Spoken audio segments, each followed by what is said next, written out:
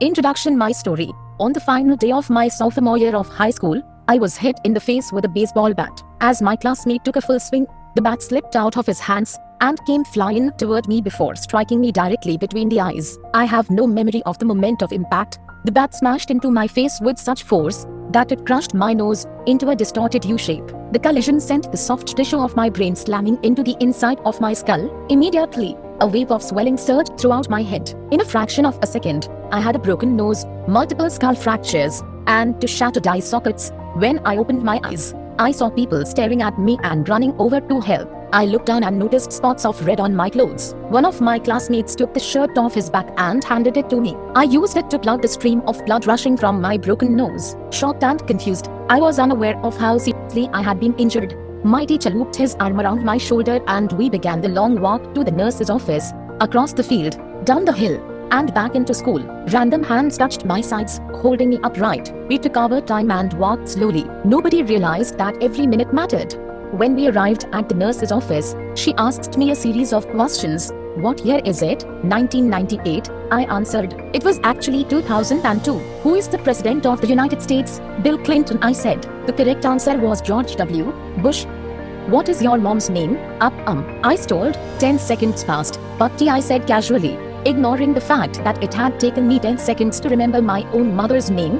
That is the last question I remember. My body was unable to handle the rapid swelling in my brain and I lost consciousness before the ambulance arrived. Minutes later, I was carried out of school and taken to the local hospital. Shortly after arriving, my body began shutting down. I struggled with basic functions like swallowing and breathing. I had my first seizure of the day. Then I stopped breathing entirely. As the doctors hurried to supply me with oxygen, they also decided the local hospital was unequipped to handle the situation and ordered a helicopter to fly me to a larger hospital in Cincinnati.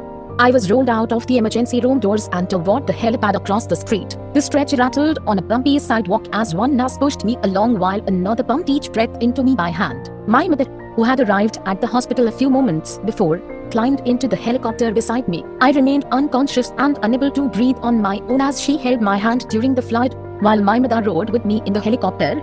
My father went home to check on my brother and sister and break the news to them. He choked back tears as he explained to my sister that he would miss her 8th grade graduation ceremony that night. After passing my siblings off to family and friends, he drove to Cincinnati to meet my mother.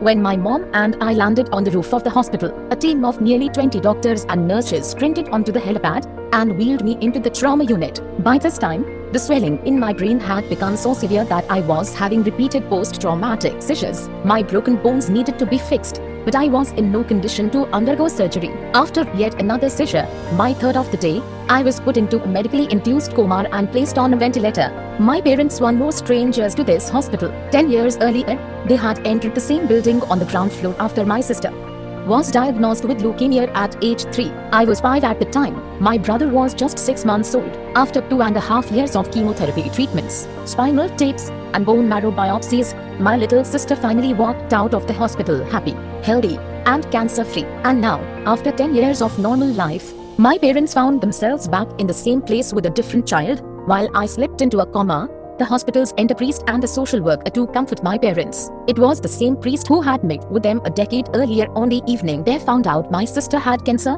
As day faded into night, a series of machines kept me alive. My parents slept restlessly on a hospital mattress. One moment they would collapse from fatigue. The next they would be wide awake with worry. My mother would tell me later, it was one of the worst nights I've ever had. My recovery, mercifully, by the next morning my breathing had rebounded to the point where the doctors felt comfortable releasing me from the coma. When I finally regained consciousness, I discovered that I had lost my ability to smell. As a test, a nurse asked me to blow my nose and sniff an apple juice box. My sense of smell returned, but to everyone's surprise, the act of blowing my nose forced air through the fractures in my eye socket and pushed my left eye outward. My eyeball bulged out of the socket, held precariously in place by my eyelid and the optic nerve attaching my eye to my brain.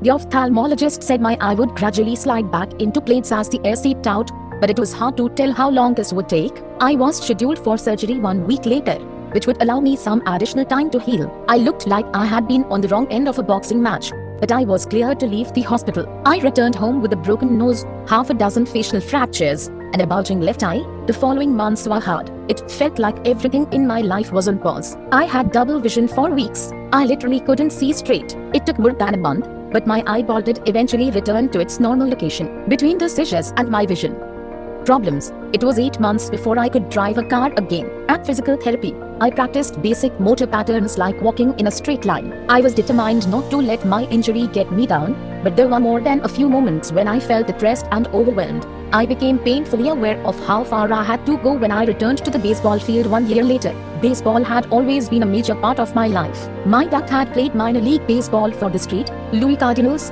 and I had a dream of playing professionally too. After months of rehabilitation, what I wanted more than anything was to get back on the field, but my return to baseball was not smooth. When the season rolled around, I was the only junior to be cut from the varsity baseball team. I was sent down to play with the sophomores on junior varsity. I had been playing since age 4, and for someone who had spent so much time and effort on the sport, getting cut was humiliating. I vividly remember the day it happened. I sat in my car and cried as I flipped through the radio, desperately searching for a song that would make me feel better. After a year of self-doubt, I managed to make the varsity team as a senior, but I rarely made it on the field. In total, I played 11 innings of high school varsity baseball, barely more than a single game. Despite my lackluster high school career, I still believed I could become a great player, and I knew that if things were going to improve, I was the one responsible for making it happen. The turning point came 2 years after my injury, when I began college at Denison University. It was a new beginning, and it was the place where I would discover the surprising power of small habits for the first time. How I learned about habits. Attending Denison was one of the best decisions of my life. I earned a spot on the baseball team, and although I was at the bottom of the roster as a freshman, I was thrilled. Despite the chaos of my high school years, I had managed to become a college athlete. I wasn't going to be starting on the baseball team anytime soon, so I focused on getting my life in order. While my peers stayed up late and played video games, I built good sleep habits and went to bed early each night. In the messy world of a college dorm, I made a point to keep my room neat and tidy. These improvements were minor, but they gave me a sense of control over my life. I started to feel confident again, and this growing belief in myself rippled into the classroom as I improved my study habits and managed to earn straight A's during my first year. A habit is a routine or behavior that is performed regularly, and, in many cases, automatically. As each semester passed, I accumulated small but consistent habits that ultimately led to results that were unimaginable to me when I started. For example, for the first time in my life, I made it a habit to lift weights multiple times per week, and in the years that followed, my 6'4" frame bulked up from a featherweight 170 to a lean 200 pounds. When my sophomore season arrived, I earned a starting role on the pitching staff. By my junior year, I was voted team captain, and at the end of the season, I was selected for the all-conference team. But it was not until my senior season that my sleep habits, study habits, and strength training habits really began to pay off. 6 years after I had been hit in the face with a baseball bat, flown to the hospital, and placed into a coma, I was selected as the top male athlete at Denison University and named to the ESPN Academic All-America team, and on a given to just 33 players across the country. By the time I graduated, I was listed in the school record books in 8 different categories. That same year, I was awarded the university's highest academic honor, the President's Medal. I hope you'll forgive me if this sounds boastful. To be honest, there was nothing legendary or historic about my athletic career. I never ended up playing professionally. However, looking back on those years, I believe I accomplished something just as rare. I fulfilled my potential, and I believe the concepts in this book can help you fulfill your potential as well. We all face challenges in life. This injury was one of mine, and the experience taught me a critical lesson. Changes that seem small and unimportant at first will compound into remarkable results if you are willing to stick with them for years. We all deal with setbacks, but in the long run, the quality of our lives often depends on the quality of our habits. With the same habits, you'll end up with the same results. But with better habits, anything is possible. Maybe there are people who can achieve incredible success overnight. I don't know any of them, and I'm certainly not one of them. There wasn't one defining moment on my journey from medically induced coma to academic All-American. There were many. It was a gradual evolution, a long series of small wins and tiny breakthroughs. The only way I made progress, the only choice I had, was to start small. And I employed this same strategy a few years later when I started my own business and began working on this book. How and why I wrote this book.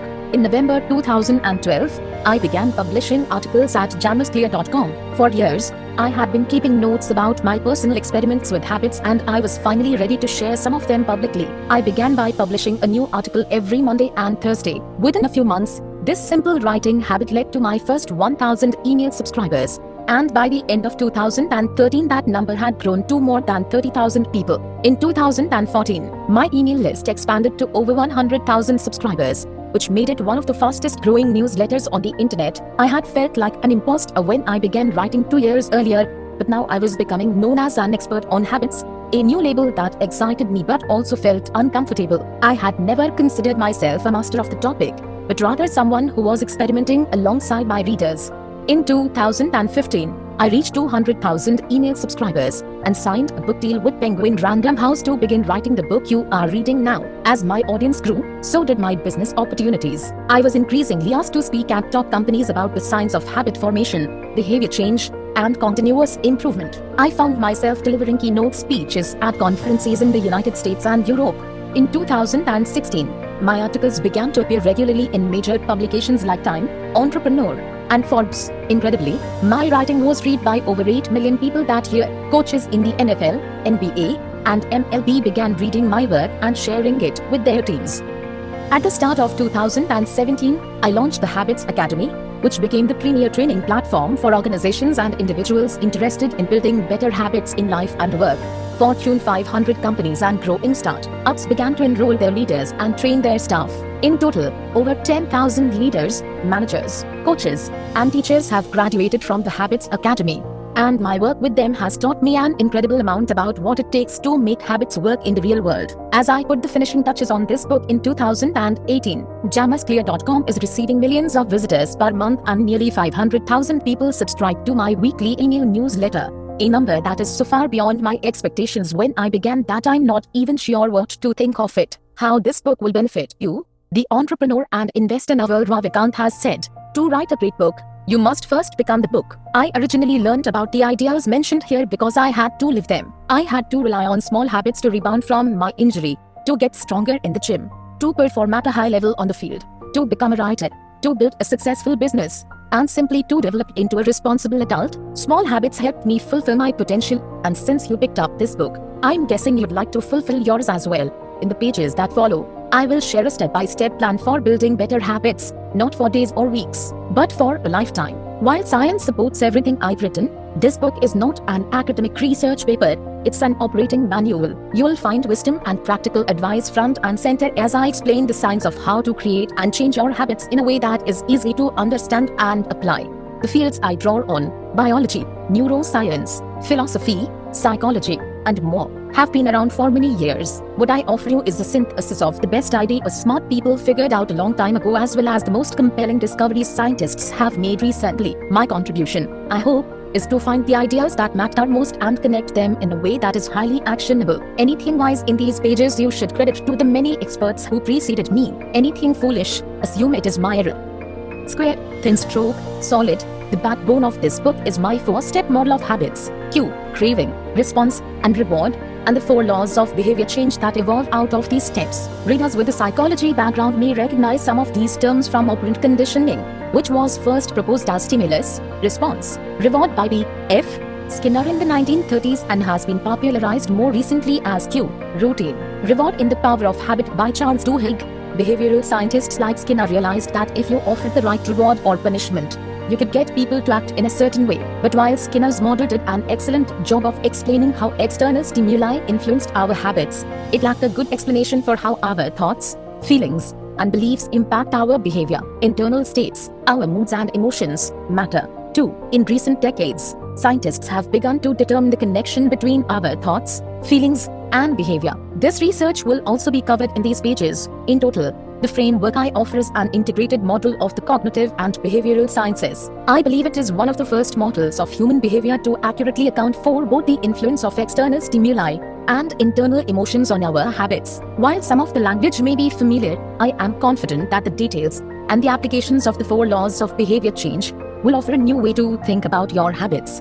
Human behavior is always changing, situation to situation, moment to moment, second to second. But this book is about what doesn't change. It's about the fundamentals of human behavior, lasting principles you can rely on year after year, the ideas you can build a business around, build a family around, build a life around.